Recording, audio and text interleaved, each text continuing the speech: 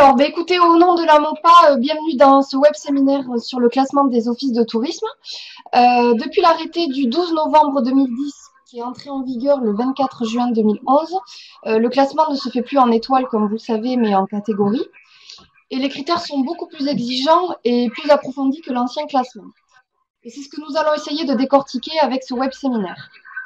Nous nous présentons rapidement. Donc, je suis Hélène Nermor, chargée de l'animation réseau et communication à la MOPA, association loi 1901 qui fédère l'ensemble des offices de tourisme et des pays touristiques à l'échelle de la région Aquitaine. Et votre intervenante pendant ces prochaines minutes sera Annelise Segas, qui est animatrice du réseau des offices de tourisme au CDT des Landes et qui est chargée de l'accompagnement des offices de tourisme pour le classement. Alors, ce moment d'échange se déroulera de la manière suivante. Donc, 30 minutes seront consacrées à la présentation du sujet. Et ensuite, nous prendrons le temps de répondre à vos différentes questions. Alors, vous avez vu que vous avez en fait une partie commentaires et conversations en bas à droite. Donc, n'hésitez pas à poser vos questions. Je vais les répertorier et à la fin du web séminaire, Annelise répondra à toutes vos questions. Pour plus de confort, vous pouvez activer ou désactiver le plein écran en cliquant sur le bouton en haut à droite de l'interface. Voilà, et vous pourrez retrouver également ce web séminaire sur le site de la MOPA et tous les éléments vous seront évidemment envoyés également. Je vais laisser la parole à Annelise. Bon web séminaire et puis on se retrouve tout à l'heure pour les questions. Bonjour, donc je suis Annelise Segas, je travaille au comité départemental du tourisme des Landes. Je suis l'animatrice réseau des offices de tourisme et je suis en charge de l'accompagnement des OT dans le classement des offices de tourisme. Donc là, Annelise, on te voit pas, il faudrait que tu partages ta webcam. c'est bon? Voilà qui est beaucoup mieux. Je te laisse la parole, merci. Merci. Donc la présentation va se présenter ainsi. Dans un premier temps, on va aborder le contexte de la réforme, puis on va présenter les trois catégories de classement et ensuite on rentrera dans le détail des critères du classement. Et ben allons-y. Donc le contexte, c'était de sortir de ce classement en étoile qui datait de 1999 et qui ne prenait pas, ou qui était moins adapté en tout cas aux nouvelles clientèles. Donc le classement s'appuie aujourd'hui sur trois profils d'office de tourisme de la catégorie 1, la plus élevée, à la catégorie 3. Ce classement définit des missions régaliennes obligatoires de l'office de tourisme, mais aussi des missions facultatives en intégrant des critères et en laissant le choix aux OT et la liberté de les réaliser ou pas. Il inscrit aussi ce nouveau cadre de classement dans une démarche qualité. Ce classement est entré en vigueur le 24 juin 2011 et tous les classements obtenus auparavant sont valables jusqu'au terme de l'arrêté préfectoral, c'est-à-dire 5 ans. Donc, comment se déroule le... Vous m'entendez mieux là? Ça va ou... Comment se déroule quelle est la procédure de ce dossier de classement? Donc, il y a 2 mois d'instruction. Le dossier, c'est un principe déclaratif, donc il va falloir justifier par différentes pièces que l'office de tourisme répond aux critères. Les pièces justificatives, ça va être des cartes, des plans, des photos de l'office de tourisme, les statuts, diverses pièces qui vont être mises en place par l'office de tourisme en annexe du dossier de classement. Alors, ce nouveau classement a voulu prendre en compte le fait que l'office de tourisme est situé au croisement de trois relations. La relation avec la collectivité, avec les professionnels les socioprofessionnels du territoire et bien entendu les clients, c'est-à-dire les touristes qui fréquentent l'office de tourisme. Alors, comment se manifeste la relation avec la collectivité de rattachement? Il va falloir, dans un premier temps, signer une convention entre l'office de tourisme et la collectivité qui va définir les missions de l'office de tourisme, et aussi les moyens qui vont être alloués par la collectivité à l'office de tourisme. La relation entre les socio-professionnels et l'office de tourisme. Dans ce classement, il y a une grande part qui est accordée à l'animation et à la coordination des actions avec les socio-professionnels. Donc c'est en ça que la relation est importante avec les professionnels. Et quel est l'avantage pour les touristes de ce nouveau classement? C'est-à-dire que les clientèles vont pouvoir se retrouver au niveau national en fonction du classement et s'attendre à une garantie de service. Et bien sûr, on ne va pas oublier l'équipe de l'Office de tourisme qui va voir son travail valorisé avec le classement et aussi qui va aider l'équipe à mettre en place une démarche de progrès. Alors, il y a 3 niveaux de classement. La catégorie 1 qui va correspondre à des structures entrepreneuriales pilotées par un directeur. La catégorie 2 qui va correspondre à des structures de taille moyenne pilotées par un directeur ou un responsable. Et la catégorie 3 qui va correspondre à des petites structures. OCF préconise l'emploi de la catégorie et l'écriture en chiffres romains.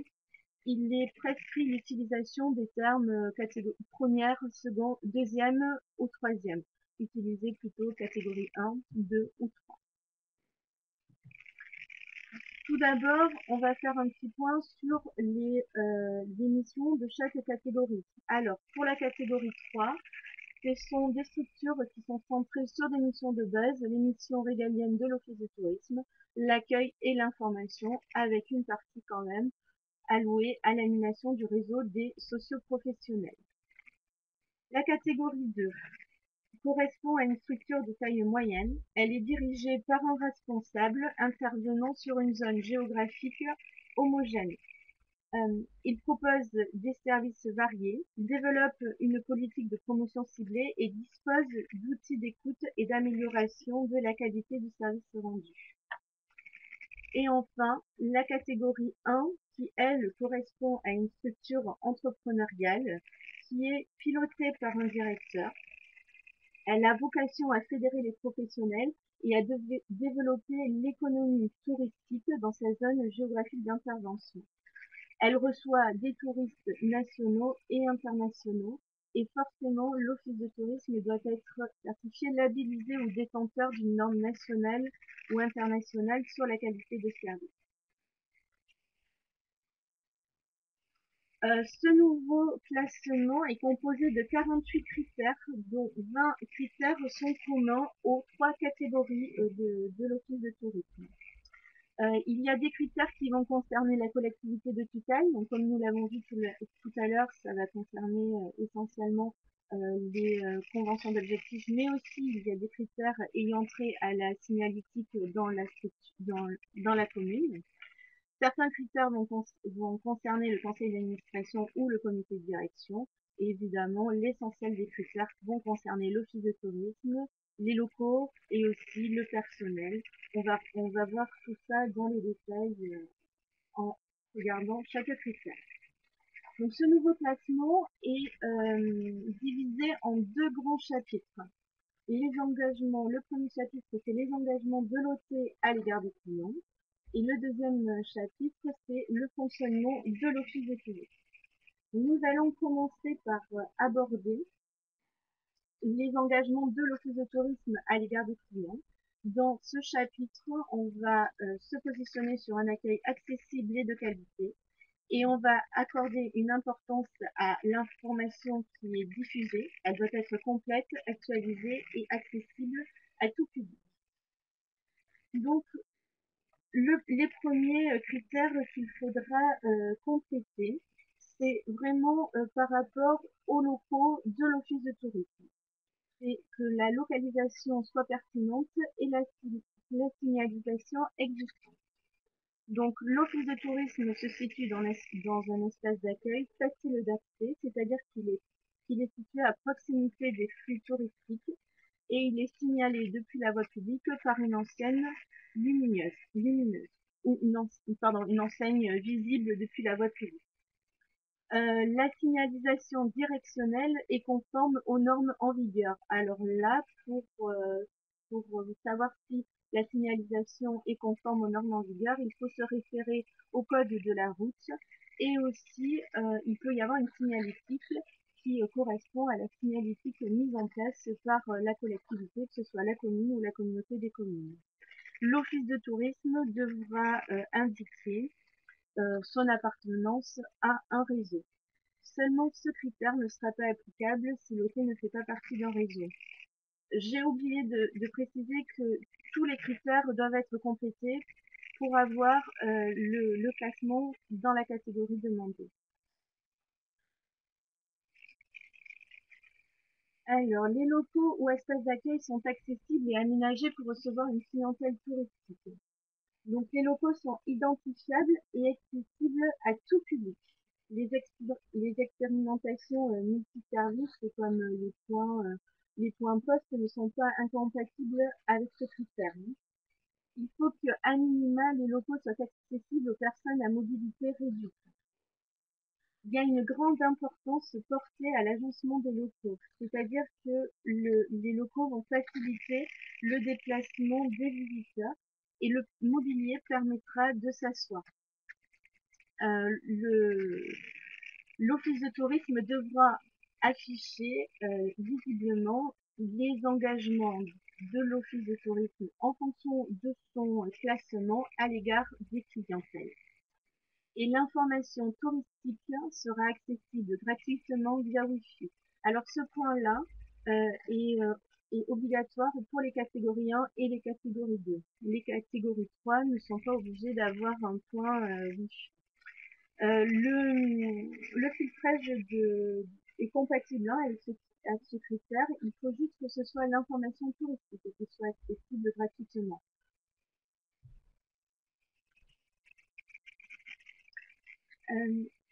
Alors, les périodes et horaires d'ouverture sont cohérents avec la fréquentation touristique de la zone géographique d'intervention.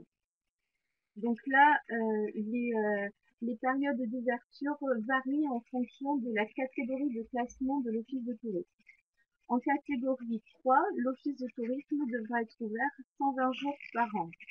En catégorie 2, l'office de tourisme devra être ouvert 240 jours par an. Et en catégorie 1, l'office de tourisme sera ouvert 240 jours par an si la population est inférieure à 5000 habitants. Et il devra être ouvert 305 jours par an si la population municipale est supérieure à 5000 habitants par an. L'office de tourisme, quelle que soit la catégorie, devra être ouvert le samedi et le dimanche en période de fréquentation touristique. Et aussi lors de manifestations événementielles. 4 heures consécutives valident une journée d'ouverture.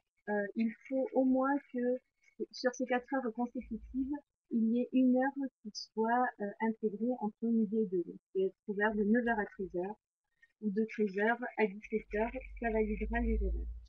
Les horaires d'ouverture seront visibles de l'extérieur de l'office de tourisme, sur les brochures et sur le site internet. Elles seront traduites en une langue étrangère pour les offices de tourisme en catégorie 3 et elles seront traduites en 2 langues étrangères pour les offices de tourisme en catégorie 2 et 1.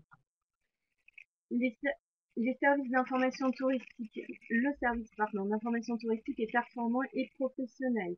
Il y a un service permanent de réponse au courrier postal et électronique durant toute l'année. Si l'office de tourisme est fermé à certaines périodes de l'année, il faudra mettre en place un système pour répondre aux courriers. Ça peut être un office de tourisme voisin ou bien la collectivité qui répondra le temps de la fermeture de l'office de tourisme. Le personnel d'accueil parle plusieurs langues. En catégorie 3, le personnel d'accueil devra au moins parler une langue étrangère. Et en catégorie 1, il devra au moins parler 2 langues étrangères. Les supports d'information touristique sont adaptés, complets et actualisés. Donc, l'office de tourisme fournit des cartes touristiques, des plans, des guides sur support papier. toujours en une langue étrangère pour la catégorie 3 et en deux langues étrangères pour la catégorie 1 et 2. C'est les parties essentielles qui sont traduites dans cette documentation. Ça ne sera pas l'intégralité de la documentation. La documentation touristique couvre la zone géographique d'intervention. Donc ça, c'est la zone géographique qui est définie dans les statuts de l'Office de tourisme. Ça peut être un maillage administratif, communal ou communautaire, ou bien un rapprochement de territoire. Le site internet est mis à jour régulièrement. Alors, le site internet devra avoir un nom de domaine dédié en catégorie 1 et catégorie 2, et il pourra être rattaché à celui de la collectivité de tutelle pour les catégories 3. Malgré tout, en catégorie 3, l'Office de tourisme devra quand même avoir une traduction en langue étrangère, de langue étrangère pour les catégories 2 et les catégories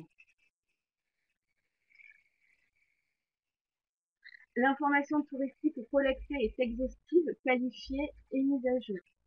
Alors, il faudra que l'Office de tourisme diffuse à minima l'information touristique sur support papier de tous les hébergements classés, des monuments et des sites culturels, des sites d'activités de loisirs, les événements et les animations. Il y a une obligation dans ce critère, il faut que sur les brochures, il y ait aussi les numéros d'urgence qui apparaissent. Et en facultatif, vous pourrez aussi noter les taxis, les restaurants, les sports, les activités de sport, de bien-être. Euh, L'information est mise à jour, régulièrement. Donc là, on fournira une courte note synthétique sur la gestion de l'information touristique. Les affichages des numéros de téléphone se font à l'extérieur des numéros d'urgence, pardon, se font aussi à l'extérieur de l'office de tourisme. Ils sont consultables lorsque l'office de tourisme est fermé. L'information touristique est exhaustive, qualifiée et mise à jour. On est toujours dans ce critère-là. C'est-à-dire que là, ça va concerner la catégorie 1 et la catégorie 2. L'offre thématique est qualifiée. Donc, on va définir les cibles visées. La consultation de la disponibilité des hébergements est faisable en dehors des périodes d'ouverture. Ça, c'est un critère qui est uniquement pour les catégories 1. Ça peut se faire soit par l'intermédiaire du site internet de l'Office de tourisme ou avec un affichage à l'extérieur de l'Office de tourisme. Et pour les catégories 1 aussi, il faudrait que le service d'information intègre les réseaux sociaux, la téléphonie mobile, l'éthique, la géolocalisation. Donc là, ce sera aussi une note synthétique mise en place dans le classement pour préciser votre politique touristique sur les réseaux sociaux ou sur la téléphonie mobile. On va maintenant passer au chapitre 2 qui va concerner le fonctionnement de l'Office de tourisme. Donc ce chapitre va définir les missions et les engagements organisationnels de l'Office de tourisme. Donc là, euh, on va travailler avec la collectivité des tutelles. Dans un premier temps, ce critère va être uniquement pour la catégorie 1 et la catégorie 2. Il va falloir que la zone d'intervention géographique de l'Office de tourisme bénéficie d'une capacité d'accueil minimum qui se définit selon les mêmes exigences que pour la dénomination de commune touristique.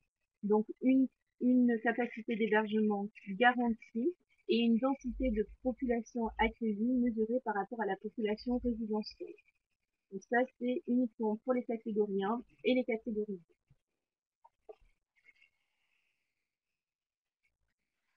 Les objectifs et moyens de l'Office de tourisme sont clairement définis. Donc l'Office de tourisme travaillera d'abord en collaboration avec la collectivité de tutelle pour définir une convention d'objectifs qualifiée. Ensuite, il la signera et du coup, les indicateurs seront fixés en collaboration avec la collectivité et l'Office de tourisme. Il y aura aussi une convention de moyens mise en place entre la collectivité de tutelle et l'Office de tourisme. Et l'Office de tourisme quelle que soit sa catégorie, devra s'engager dans une démarche promouvant la qualité. Alors, de l'écoute client, il va y avoir un dispositif de collecte et de traitement des réclamations. Ça, c'est une fiche de procédure qui sera mise en place et utilisée par l'Office de tourisme. Il y aura aussi une collecte de la satisfaction de la clientèle, une écoute de satisfaction de la clientèle. Pour les catégories 2 et les catégories 1, il y a une démarche promouvant la qualité. Alors, la catégorie 1, comme on l'a vu tout à l'heure, il faut que l'office de tourisme soit marqué qualité tourisme. Euh, je, je veux revenir là-dessus aussi parce que pour obtenir une marque qualité, il faut qu'au préalable, l'office de tourisme soit classé. Donc j'ai vu le cas dans le département des Landes où l'office de tourisme a dans un premier cas été demandé son classement en catégorie 2 et ensuite il a fait le travail pour obtenir la démarche qualité, la marque qualité, et ensuite il a fait sa demande pour obtenir le classement en catégorie 1. Pour la catégorie 2, l'office de tourisme, dans cette démarche promouvant la qualité, devra à minima fournir des procédures sur la gestion des ressources humaines. Alors, ce que je préconise en général, c'est qu'il y ait une fiche de procédure au moins réalisée sur le recrutement, la formation et l'intégration d'un nouvel entrant dans la structure. Et il y aura aussi une fiche de procédure pour l'accueil et l'information et la gestion de l'information touristique. L'organisation et les compétences internes de l'Office de tourisme sont cohérentes avec son positionnement et son activité. L'Office de tourisme est organisé pour produire ou vendre des forfaits touristiques. Évidemment, tous les offices de tourisme ne sont pas immatriculés. Pour ce critère, l'Office de tourisme justifiera sa capacité à organiser des séjours ou à répondre à une demande de groupe pour une journée. Les employés de l'Office de tourisme sont en nombre suffisant et qualifiés selon les missions assurées. Alors là, ça va être assez variable en fonction des catégories. Pour la catégorie 3, il n'y a pas de responsable ou de directeur et un équivalent temps plein peut suffire pour valider le classement en catégorie 3. Pour la catégorie 2, il y aura un responsable de structure ou un directeur. On évalue en général à minima 2 équivalents temps plein pour la catégorie 2. Et pour la catégorie 1, il faudra un directeur, donc il justifiera d'une expérience de directeur ou bien d'un niveau bac, à minima bac plus 3. Et le poste sera tenu par un directeur, excusez-moi. Il y aura donc des conseillers en séjour. Et pour la catégorie 1, il faut au moins 5 équivalents temps plein pour assurer à minima les missions qui sont demandées pour les offices de tourisme de catégorie 1. C'est ce qui a été évalué par OTS. La promotion de la destination, donc l'office de tourisme définit un plan de promotion et de communication. Les objectifs sont déterminés, les indicateurs sont opérationnels et les actions sont évaluées en fin d'année. Le système de l'information est maîtrisé, l'information est qualifiée, c'est-à-dire que l'Office de tourisme dispose d'un système de gestion de l'information et il est aussi dans une démarche de qualification de l'offre. Donc ça, ce sera pour les offices de tourisme qui demandent un classement en catégorie 1 ou en catégorie 2. L'OT assure la coordination et l'animation du réseau des professionnels du tourisme. Donc là, il va loter, quel que soit son classement, catégorie 1, 2 ou 3, il va assurer des animations du réseau des acteurs socio-professionnels. Ça va être des réunions d'information, de rencontres. On me pose parfois la question si l'Assemblée générale fait partie d'une de ces actions. Non, l'Assemblée générale ne fait pas partie d'une animation réseau des acteurs professionnels parce que pour les offices de tourisme associatifs, ils ont obligation de faire une assemblée générale une fois par an. Ce sera d'autres réunions d'information à l'attention des sociopros. L'office de tourisme tient à jour un tableau de bord, donc de l'offre touristique sur son territoire. Ça va être les hébergements, les activités de loisirs et aussi la fréquentation touristique au comptoir, sur son site internet, etc. Et il mettra aussi à disposition des données économiques et marketing, donc ça ce sera pour les catégories 1 et 2. Il pourra s'appuyer sur des données, des études réalisées soit par le CDT, soit aussi par la collectivité de tutelle. L'OT s'inscrit dans une démarche de développement durable. Donc pour toutes les catégories, l'Office de tourisme réalise des actions basées sur les principes de développement durable. Ça va se justifier par le tri effectué au sein de l'office de tourisme, du covoiturage lorsqu'il y a des réunions, l'utilisation d'ampoules à basse consommation. Voilà, ce sont des choses spécifiques comme cela. Et pour les catégories 1 et 2, l'Office de tourisme met en place des actions de sensibilisation auprès des touristes et des acteurs locaux. Donc là, pour les acteurs locaux, ça peut être la mise en place de réunions pour les sensibiliser à l'environnement.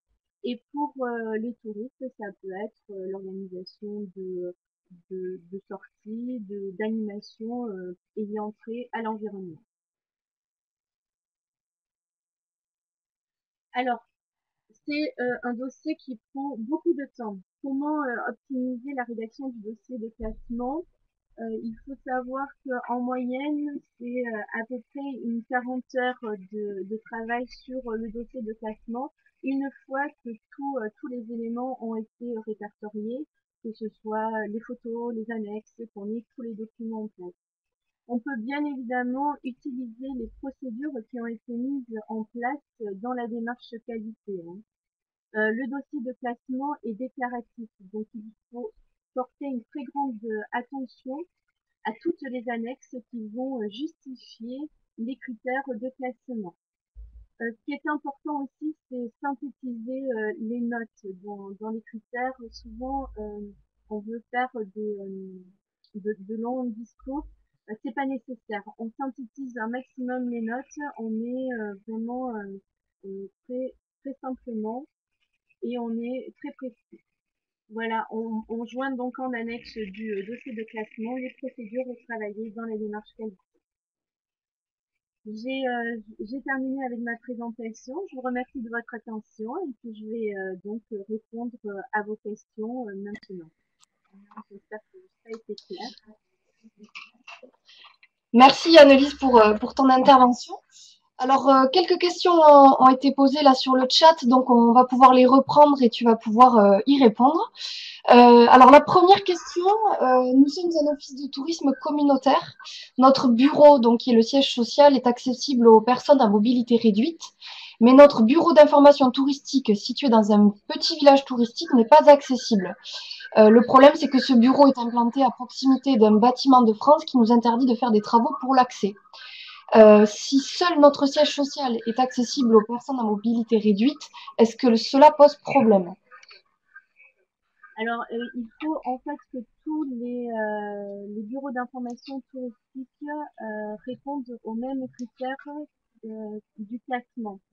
Alors par contre, je ne saurais pas répondre par rapport au Monument de France et à la difficulté de faire des travaux. Mais oui, effectivement, ça va poser un problème parce qu'il faut que il soit accessible à toute personne. Je me D'accord, renseigne. il n'y a pas de dérogation possible pour avec un justificatif de l'architecte ou C'est possible. Il faudrait que je vois ça. Je j'ai jamais eu ce cas, donc mais c'est possible effectivement si le l'architecte ne permet pas des travaux. Ça serait probablement D'accord. possible à partir du moment où c'est justifié. D'accord. Bah, écoutez, je crois que c'était Nathalie Marais qui avait posé cette question. On reviendra vers vous pour plus de détails sur votre interrogation. Une autre question concernant les horaires d'ouverture par rapport au classement. Est-ce que les horaires 10h midi, 14h, 16h valident une journée ou pas? Oui, en fait, c'est soit 4 heures consécutives, soit 4 heures, donc 2 heures le matin ou 2 heures l'après-midi, ça validera la journée d'ouverture. D'accord, ok. Euh, une autre question sur l'animation du réseau des professionnels. Donc tu as dit que les assemblées générales ne rentraient pas en compte, mais est-ce que les éductours ou encore les réunions de bilan de saison peuvent rentrer en compte? Oui, bien sûr, les édictours rentrent en compte, les réunions de bilan de saison aussi. Il peut y avoir aussi des réunions d'animation numérique du territoire. Tout ça, ça rentre en compte. Oui. D'accord, ok. Alors moi j'avais une question par rapport au dossier donc qui est envoyé à la préfecture pour étude du dossier. Est-ce qu'on reçoit un accusé de réception de la Non. préfecture? Non? Non, alors en plus, oui, c'est un détail assez important que j'ai oublié de préciser. C'est pas l'office de tourisme qui fait la demande auprès de la préfecture, c'est la collectivité de tutelle qui délibérera la demande de D'accord. classement et c'est elle qui enverra ce dossier de classement à la préfecture. Donc la préfecture a 2 mois d'instruction. Vous n'allez pas recevoir d'accusé de réception. Au bout de 2 mois, la préfecture renverra l'arrêté de classement à la collectivité de tutelle. Donc l'office de tourisme ne recevra rien. Et vraiment, il devra se rapprocher de sa collectivité de tutelle pour s'assurer d'avoir été classé. D'accord. Et donc ces fameux 2 mois, si au bout des 2 mois, on n'a pas de réponse, on considère, qu'est-ce qu'on considère? On considère, on considère pas que on n'est pas classé, mais on considère pas non plus qu'on est classé. Dans ces cas-là, soit vous vous rapprochez de votre relais territorial qui va prendre contact avec la préfecture pour s'assurer de l'état de la suivi du dossier, où ça en est, soit vous appelez directement la préfecture, D'accord. Ok. être sûr que le dossier est en cours de traitement. Très bien, merci. J'ai l'impression que plusieurs participants sont en train d'écrire, alors on va attendre quelques secondes que les questions sortent. J'espère que ça a été du coup enrichissant pour vous. J'imagine que vous êtes en train de travailler sur votre classement. Donc, alors on a une question. Est-ce que nous, on envoie un courrier en disant pourquoi le classement n'a pas été validé? Alors j'imagine que c'est l'office de tourisme là qui propose d'envoyer un courrier. D'accord, oui. Donc, est-ce que l'Office de tourisme doit envoyer un courrier en demandant pourquoi le classement n'a pas été validé à la Oui, alors préfecture? si le classement n'a pas été validé, je pense qu'il y a un retour de la préfecture précisant les critères qui n'ont pas été validés, la raison pour laquelle le classement n'est pas valide, hein. D'accord. N'oubliez pas qu'avant d'envoyer votre classement, vous pouvez vous auto-évaluer sur la plateforme Classto. Comme ça, vous verrez quels critères ne sont pas du coup validés avant de déposer votre dossier. Euh, alors, une question de Sabine Bess. Sur les antennes au bureau d'accueil, y a-t-il une tolérance? Les écarts sont-ils acceptés? Non, il y a pas de tolérance. C'est-à-dire que lorsque l'office de tourisme va demander son classement dans une catégorie, il faudra qu'il s'assure que le bureau d'information touristique remplit tous les critères de la catégorie demandée. D'accord. Encore une fois, vous pouvez vous auto-évaluer. Cela vous évitera du coup tous les déboires par la suite. Une dernière question. Combien de sessions de classement y aura-t-il en 2016? Alors là, il faut vous rapprocher de votre préfecture, parce que maintenant c'est la préfecture, chaque préfecture de département qui classe, qui délibère sur l'arrêté de classement de l'office de tourisme. Donc ça va vraiment dépendre de votre préfecture. Je sais que dans les Landes, il n'y a pas vraiment de session. La personne en charge du, euh, du classement euh, suit les dossiers lorsqu'ils arrivent. D'accord. Les questions fusent, hein, on est en train de les réceptionner. A priori, on a répondu à vos questions. Une dernière question peut-être de la part de Sabine.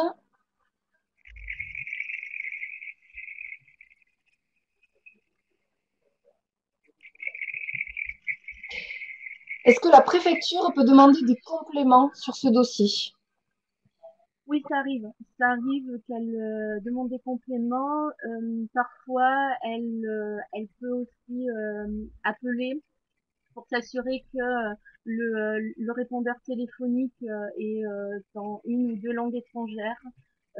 Voilà, faire des petites vérifications sur le site internet. Euh, Par contre, il n'y a pas elle se déplace pas. Elle va pas se rendre dans l'office de tourisme pour s'assurer que l'agencement de l'office de tourisme est cohérent avec les photos qui ont été communiquées au dossier. D'accord, donc tu viens de répondre à une question. Il n'y a pas de visite de contrôle, c'est pas un audit qu'effectue la préfecture. Du tout, pas du tout. D'accord. Une autre question pour la démarche qualité, tous les critères ne doivent pas être forcément remplis. Oui.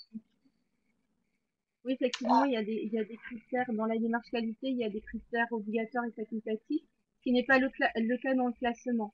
Tous les critères doivent être complétés.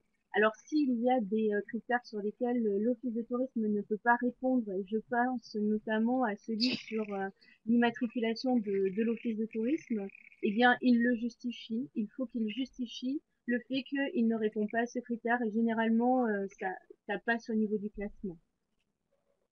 Très bien. On vous laisse encore quelques secondes si vous avez d'autres questions. Est-ce que, a priori, tout était clair pour vous?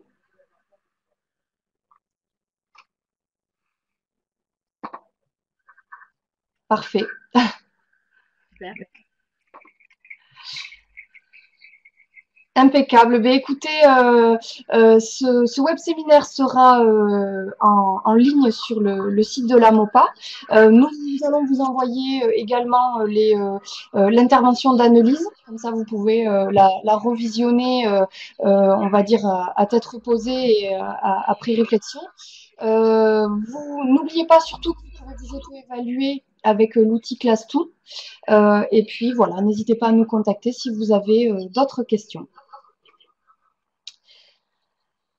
Avec plaisir. Merci Anne-Lise et Hélène, avec plaisir. J'espère que Et à bientôt. ce web séminaire voilà, vous aura plu.